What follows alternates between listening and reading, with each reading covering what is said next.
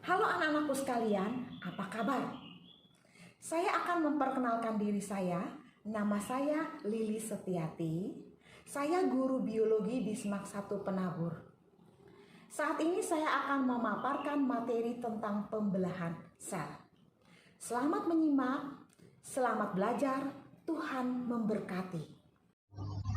Pembelahan sel. Kompetensi dasar yang diharapkan dalam bab ini adalah menganalisis proses pembelahan sel sebagai dasar penurunan sifat dari induk kepada keturunannya. Coba sekarang kamu perhatikan gambar slide berikut. Yang atas lebih dahulu. Kamu perhatikan ini adalah gambar pertumbuhan manusia dari bayi sampai menjadi individu dewasa. Apa yang menyebabkan terjadi pertumbuhan setinggi orang dewasa ini? Sedangkan gambar yang di bawah adalah gambar akibat seorang anak yang terjatuh menyebabkan lututnya luka, sobek, yang kemudian beberapa hari kemudian akan mengalami penutupan luka yang sering kita sebut terjadinya apa? Regenerasi. Apa yang menyebabkan terjadi pertumbuhan dan regenerasi tersebut? Hal ini bisa kita hubungkan dengan pembelahan sel. Jadi sel-sel ini akan bertambah dan akhirnya menyebabkan individu tersebut menjadi besar. Sedangkan yang bawah terjadi penutupan luka juga disebabkan karena terjadi pembelahan sel. Materi pembelahan sel terdiri atas 3 bagian. Amitosis yang biasanya terjadi pada makhluk hidup prokariotik dan protozoa. Kemudian mitosis yang terdiri dari fase profase, metafase, anafase, dan telofase.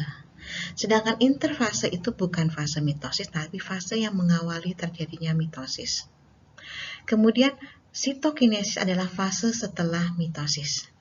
Beberapa buku memasukkan sitokinesis ke dalam bagian telofase. Sedangkan bagian yang ketiga adalah pembelahan meiosis. Pembelahan meiosis terdiri dari 2 tahapan besar, yaitu meiosis 1 dan meiosis 2. Meiosis 1 terdiri dari profase 1, metafase 1, anafase 1, dan telofase 1. Kemudian sitokinesis 1. Sedangkan meiosis 2 terdiri dari profase 2, metafase 2, anafase 2, dan telofase 2. Diakhiri dengan sitokinesis 2. Amitosis sering disebut juga dengan pembelahan biner, di mana selnya membelah diri secara langsung tanpa melalui tahap-tahap pembelahan sel seperti profase, metafase, anafase, telofase. Juga tanpa didahului oleh pembentukan benang spindle, peleburan membran inti, dan penampakan kromosom. Keturunannya mempunyai sifat seperti induknya. Kromosomnya juga sama seperti induknya. 2N induknya, anaknya juga 2N. Nah, amitosis ini adalah suatu cara reproduksi vegetatif pada organisme prokariotik seperti bakteri dan ganggang biru, juga ditemukan pada protozoa. Ini adalah gambar pembelahan sel prokariotik yang termasuk pembelahan amitosis. Kalau kamu lihat gambar di sini terjadi pembelahan pada DNA atau kita sebut dengan replikasi DNA, kemudian diikuti dengan pembentukan dinding sel dan membran sel secara memisah untuk memisahkan kedua bagian sel anak, dan diakhiri dengan pembentukan septum yang kalau kita perhatikan tidak ada benang spindle, dan diakhiri dengan sel terpisah menjadi 2 secara langsung. Siklus sel adalah peristiwa-peristiwa yang berlangsung dengan urutan tertentu yang dimulai dengan tahap awal dan diakhiri dengan tahap akhir, dan kemudian akan kembali kepada fase semula. Siklus sel terdiri dari 2 tahapan besar, yaitu interfase dan fase mitotik. Fase interfase terdiri atas G1, S, dan G2. Sedangkan fase mitotik terdiri dari mitosis dan sitokinesis. Fase interfase merupakan fase terlama, bahkan jumlahnya sekitar 90% dari seluruh waktu siklusnya. Terdiri dari fase yang pertama yaitu G1. Ini di sini tertulis 9 jam. Ini merupakan akhir mitosis dan awal sintesis atau presintesis. Pada fase ini, sel mulai tumbuh membesar atau kita sebut dengan fase pertumbuhan primer. Pada fase ini juga terjadi sintesis protein, pembuatan protein. Dan pada fase ini, seluruh bahan sitoplasta dan organel dibuat rangkap 2. Tetapi DNA-nya masih berjumlah 1 salinan. 1C, 1 kopi, dan 2N, diploid. Fase berikutnya adalah fase S atau sintesis. Ini adalah fase yang paling lama dari fase interfase, yaitu di sini tertulis 10 jam. Pada fase ini terjadi replikasi DNA. Jadi DNA-nya mengalami duplikasi yang tadinya 1 salinan menjadi 2 salinan. Fase berikutnya adalah fase persiapan menuju pembelahan mitosis yang kita sebut dengan fase pertumbuhan sekunder. Ini merupakan fase akhir dari fase sintesis. Jadi semua kegiatan akan dirampungkan di fase pertumbuhan sekunder. Pada saat ini, sitoplasmanya juga dipersiapkan untuk membelah.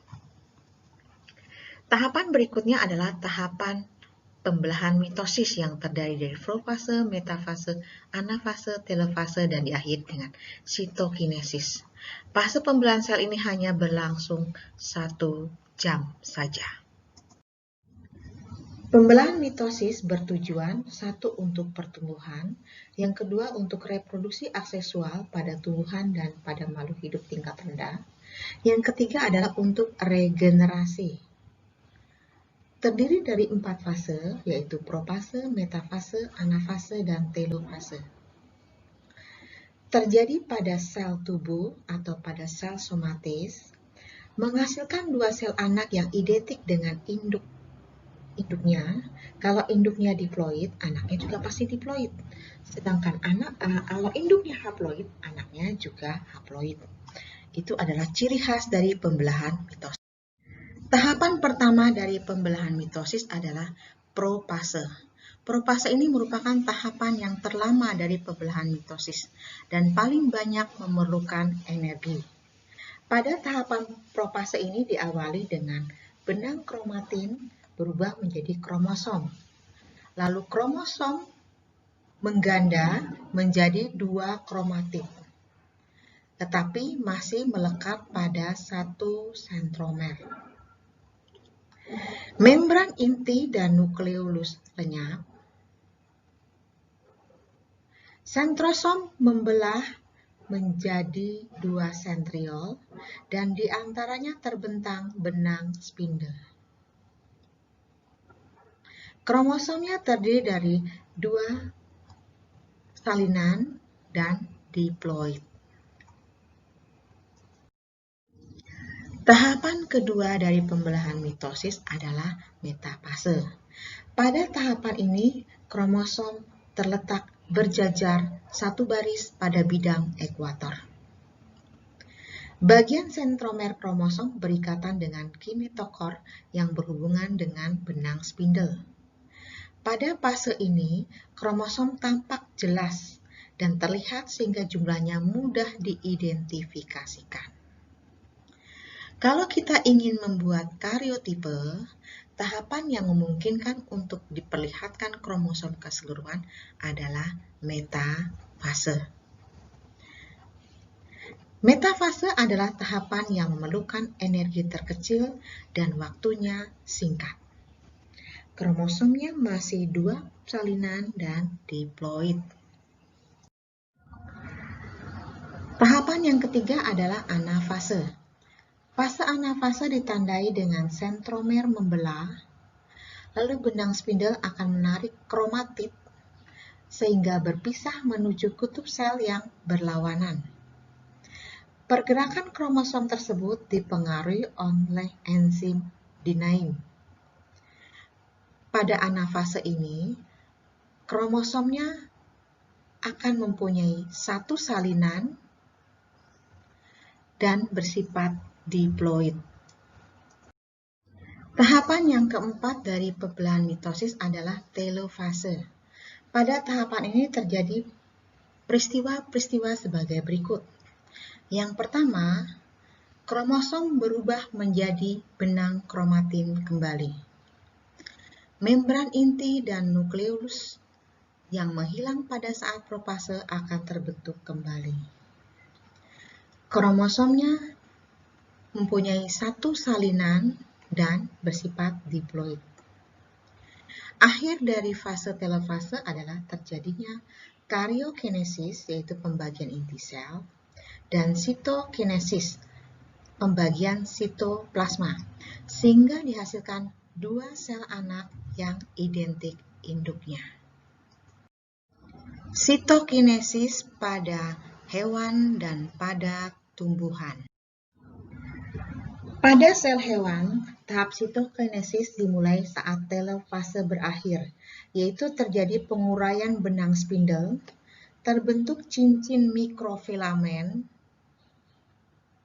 yang menyempit di bekas bidang ekuator, lalu terbentuk kerutan atau celah pada permukaan sel yang diikuti dengan pembagian sel menjadi dua sel yang terpisah.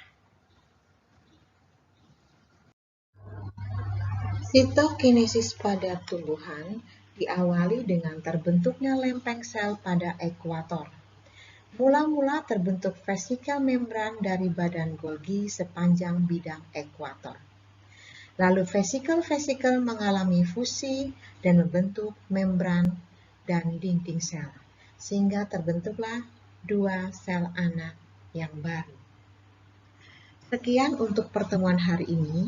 Untuk selanjutnya kita akan membahas tentang pembelahan meiosis.